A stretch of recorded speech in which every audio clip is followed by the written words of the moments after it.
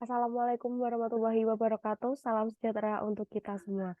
Saya Nia Nurhasana dari kelas Niapai. Di sini akan mempresentasikan sedikit mengenai membandingkan kinerja algoritma Q-learning dan SARSA dalam menyelesaikan permainan Frozen Lake versi 1 yang tersedia di OpenAI Gym.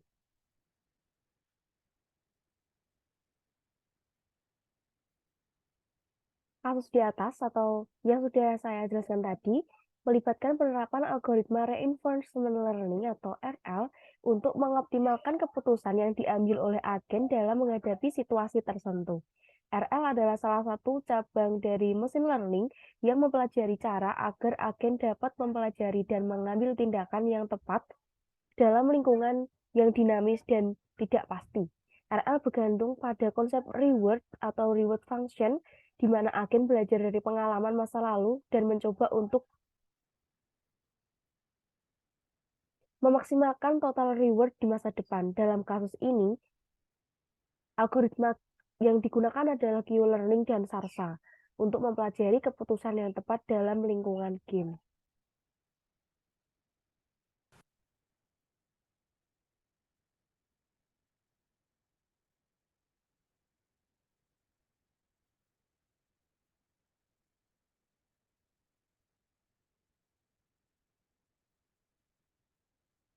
Dalam analisis ini, diperuntukkan untuk membandingkan kinerja algoritma Q-learning dan SARSA dalam menyelesaikan permainan Frozen Lake versi 1 yang tersedia di OpenAI Gym.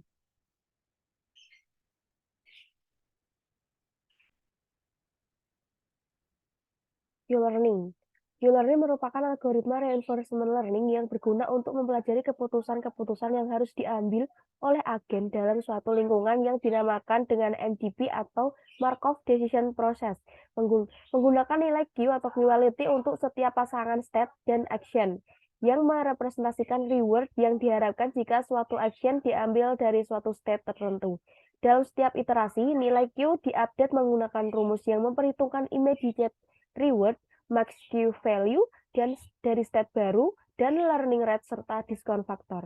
Dalam Q-learning, agen tidak perlu menunggu sampai episode selesai untuk mengupdate Q value, sehingga sering digunakan untuk lingkungan yang tidak deterministik. SARSA. SARSA merupakan algoritma reinforcement learning yang digunakan untuk mempelajari keputusan-keputusan yang harus diambil oleh agen dalam lingkungan MDP, menggunakan keadaan aksi hadiah, keadaan berikutnya, dan aksi berikutnya sebagai variabel-variabel yang terlibat dalam update nilai Q. Dalam setiap iterasi, nilai Q diupdate menggunakan rumus yang memperhitungkan immediate reward, Q value, dari state baru dan aksi baru, serta learning rate yang dalam SARSA, agen menunggu sampai episode selesai untuk mengupdate nilai Q, sehingga cocok untuk lingkungan yang deterministik.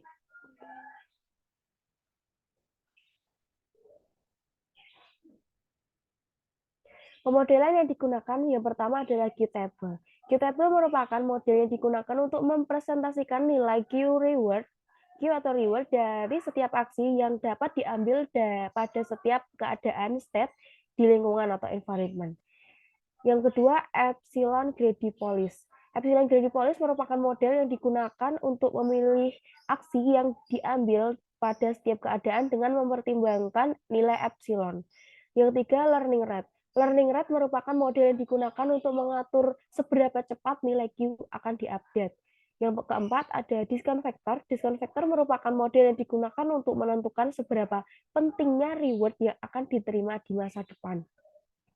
Yang kelima adalah cumulative reward. Cumulative reward merupakan model yang digunakan untuk menghitung jumlah reward yang diterima selama satu episode.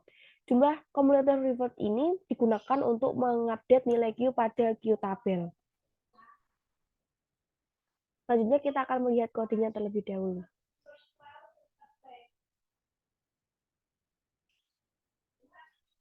Yang pertama, untuk codingannya, yang pertama kita import library, ada Gym, NumPy, dan Matplotlib. Selanjutnya kita create Frozen Lake environment atau menambahkan lingkungan yang akan digunakan. Selanjutnya menginisialisasikan Qtable. Di sini lingkungannya menggunakan Frozen Lake versi 1 dan Qtable-nya. Setelah itu kita set hyperparameter and episode 10.000, max step per episodenya 100, learning rate 0,8, discount factor 0,95, epsilon 1, minimal epsilon 0,01, dan decay rate 0,999. Selanjutnya kita lanjut ke performance dari learning-nya sendiri. Ini ada menambahkan ini, lalu memilih action yang akan digunakan. Ini if NP random uniform kurang dari epsilon yang sudah ditentukan tadi, maka actionnya space sample gitu. Lalu selanjutnya kita menambahkan take action dan observe new state and reward. Selanjutnya update Qtable, lalu update state and cumulative rewards, lalu check if episode done. Kalau misalkan episode selesai, kita break, lalu decay epsilon dan print result. Ini ada coding juga untuk menampilkan hasilnya, plot reward over episode, dan evaluasi trend police menggunakan episode 100 sesuai yang ditentukan tadi. Dan untuk Q-learning reward-nya, untuk average reward per episode 0,63 dan success rate 63%. Selanjutnya ada perform dari Sarsa, sama saja sesuai di atas tadi, ada choose action using epsilon police, lalu take action dan observe new state and reward, lalu choose next action using epsilon police. Update Qtable pasti, terlalu update state, action, dan cumulative reward. Selanjutnya cek, misalkan selesai berarti if done, break, lalu di epsilon, lalu plot reward over episode. Yang terakhir evaluasi trend police-nya. Dan untuk Sarsa, average reward per episode-nya 0,74 dengan success rate 74%.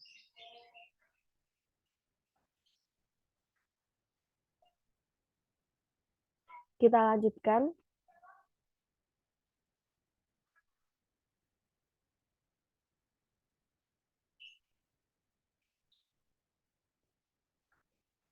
Yang selanjutnya adalah performa model yang sudah dijelaskan tadi juga. Untuk Q-learning menghasilkan 63% tingkat kesuksesan dan Sarsa 74% tingkat kesuksesan.